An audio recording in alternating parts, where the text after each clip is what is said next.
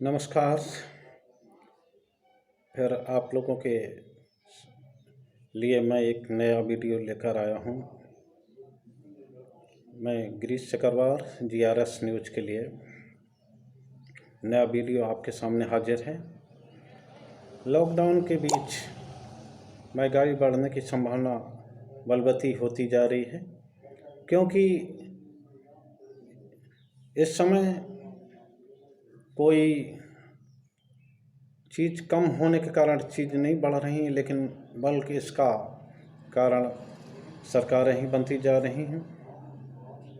सरकारों का आचरण इस समय बिल्कुल व्यापारियों की तरह हो गया है, जो कि सिर्फ अपने मुनाफे की चिंता करते हैं।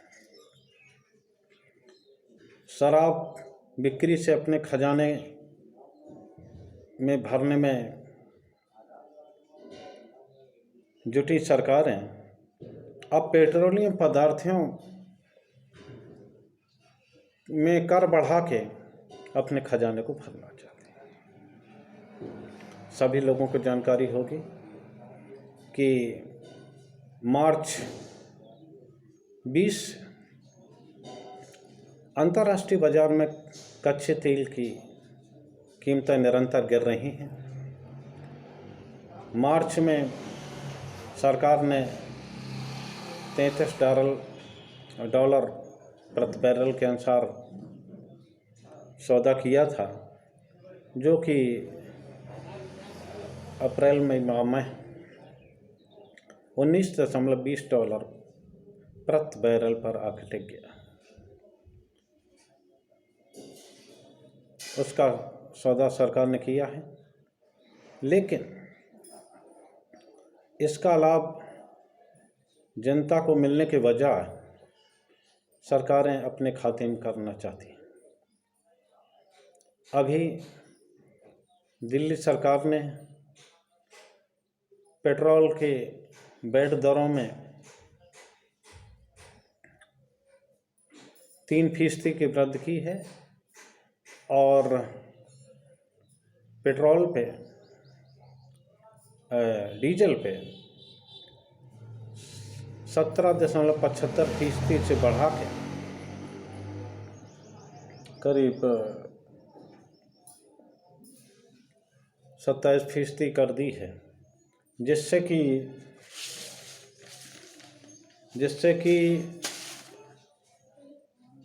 डीजल की खुदरा कीमत ₹1.67 और डीजल की कीमत में ₹7.10 की वृद्धि हुई है।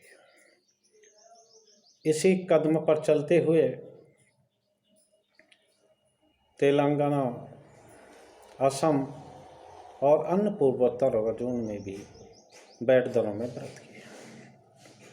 होना तो ये चाहिए था कि सरकार कच्चे तेलों के में गिरावट का लाभ आम उपभोक्ताओं को देती, देश की जनता को देती, लेकिन सरकार ने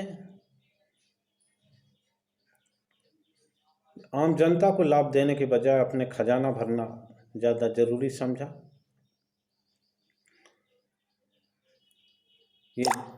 ये सत्य बात है कि राजस्व संग्रह की स्थिति कमज़ोर है। लॉकडाउन में कई राज्य सरकारें अपने कर्मचारियों को वेतन तक दे पाने की स्थिति में अपने बल पर नहीं हैं, तो उनको निश्चित तौर पर पैसों की ज़रूरत होगी। लेकिन मेरा तो साफ कहना है कि ये सरकार है जो जनता के हित के लिए ही काम करती है और जनता के लिए ही बनाई जाती है।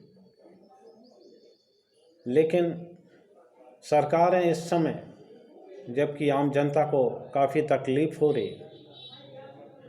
एक व्यापारियों के समान आचरण कर रहे हैं। ऐसा व्यापारी जिसके लिए देश हित से ज़्यादा अपना स्वहित रहता है, वैसे ही सरकारों का आचरण है कि सरकारें सिर्फ अपने और अपने खजाने के लिए काम कर रही हैं।